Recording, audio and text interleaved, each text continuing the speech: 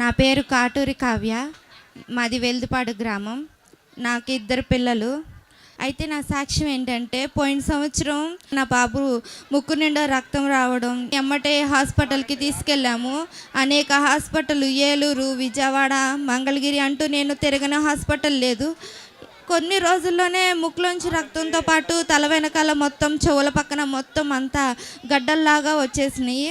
ఏ hospital తీసుకెళ్ళినా doctor గారు టెస్టులు చేస్తున్నారు కానీ సమస్య ఏంటో చెప్పట్లేదు. నేను ఎంతో భయపడుతూనే ఉన్నాను. అయితే మంగళగిరి ఎయిమ్స్ హాస్పిటల్కి తీసుకెళ్ళాము. అక్కడ కూడా చాలా పెద్ద పెద్ద డాక్టర్లు, ఒకరు కాదు ఇద్దరు కాదు, అనేక మంది డాక్టర్లు వస్తున్నారు, చూస్తున్నారు, టెస్టులు రాస్తున్నారు. అన్నీ నార్మల్ అవుతుంది. మరి బాబుకి ఎందుకు ఇట్లా జరుగుతుందో అర్థం కావట్లేదు. అట్లా అని అప్పుడు డాక్టర్ గారు తమిళనాడు రాష్ట్రం వెల్లూరు సిఎంసి హాస్పిటల్కి రాశారు. అయితే అక్కడికి కూడా నేను చాలా దూరం వెళ్ళాము.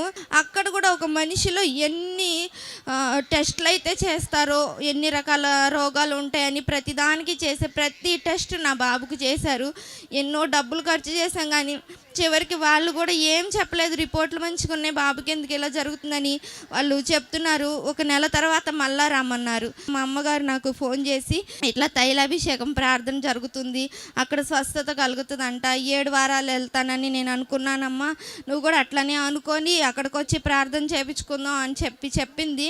ఇక్కడికి వచ్చినాక బాబుకి ప్రార్థన చేయించుకుంటున్నాను, వెళ్తున్నాను. ఎప్పుడు కూడా మళ్ళా తిరిగి బాబు ముక్కమట రక్తం రావడం కానీ, తల్లో ఆ గడ్డలు రావడం కానీ నేను చూడలేదు.